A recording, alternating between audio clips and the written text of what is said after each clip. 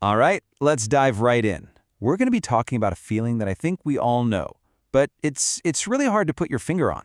It's that quiet inner fire that can be smoldering away even on our best days. You know that feeling, right? Where on paper, everything's fine. Maybe things are even great, but there's still this background noise, a low-grade hum of restlessness that you just can't seem to shake. It's this little voice telling you something isn't quite right. A really powerful way to think about this is as an inner fire. And we're not talking about some big dramatic crisis here.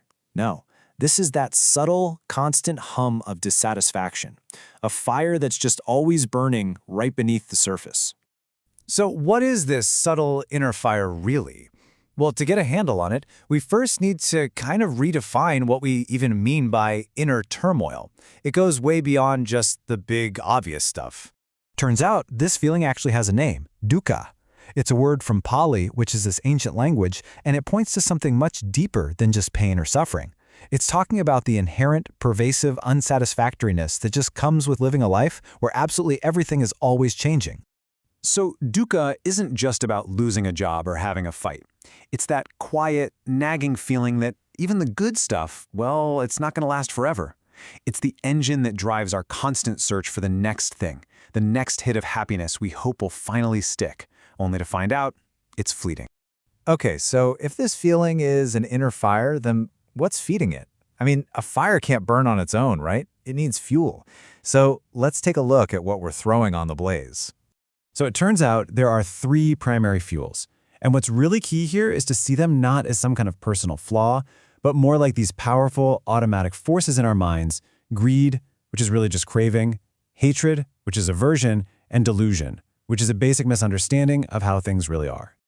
The first 2 fuels are really just 2 sides of the exact same coin. On one side, you got greed. That's the mind constantly trying to pull pleasant things closer, always searching for more.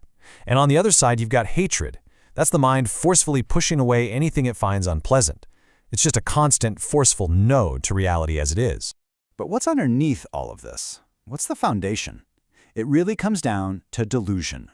And specifically, it's this deeply ingrained but totally mistaken belief that there's some kind of solid, permanent me at the center of it all. This idea of a fixed self that needs to be protected, that's what does all the wanting and the pushing away. It's the bedrock that the other fires are built on. Okay, so we've got the fuel, but how does it actually ignite? Think of it like a mental wildfire. Let's trace how a tiny little spark can explode into a raging inferno, right inside our own heads. It all starts with a simple spark. This could be anything: a critical comment from someone, an annoying sound, even a pleasant memory popping up. Now, if that spark lands on the dry fuel of our craving or our aversion, boom, we get ignition. And from there, it can escalate so fast into a full-blown inferno, an out-of-control emotional blaze that just feeds on itself and burns up all our clarity. Now, this next part breaks down a process that usually happens in a literal split second. First, there's contact. You see an email from your boss. Instantly, your mind has a perception. It slaps a label on it. Then a feeling arises, pleasant, unpleasant, whatever. And finally, the reaction. The fuel ignites. You either want more of it or you want it gone now. Just seeing these steps laid out like this makes the whole thing feel a little less automatic, a little less mysterious. So I know this might all sound a bit alarming. I mean, if our mind is this landscape that's just prone to catching fire at any moment, is there anything we can actually do about it? Are we just stuck? And the answer is a resounding yes. Of course there is. This is where we make the shift. We stop being a victim of the fire and we start becoming the firefighter. This is all about taking skillful, deliberate action. Let's open up the toolkit. So the firefighter's toolkit has 3 main strategies. First, we patrol the area. This just means mindfully guarding our senses, just noticing the sparks, the sights, sounds, feelings as they pop up before they even have a chance to ignite. Second, we create fire breaks. This is all about our conduct, using our speech and our actions wisely to create these clear boundaries that protect our mind from any unnecessary fuel.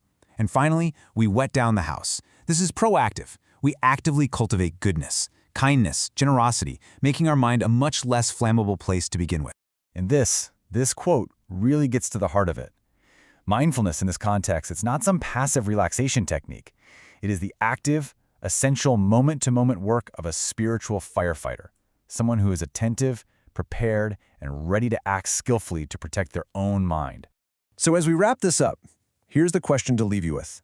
It's not about preventing every single spark. That's impossible. It's about building the skill to just notice them as they arise.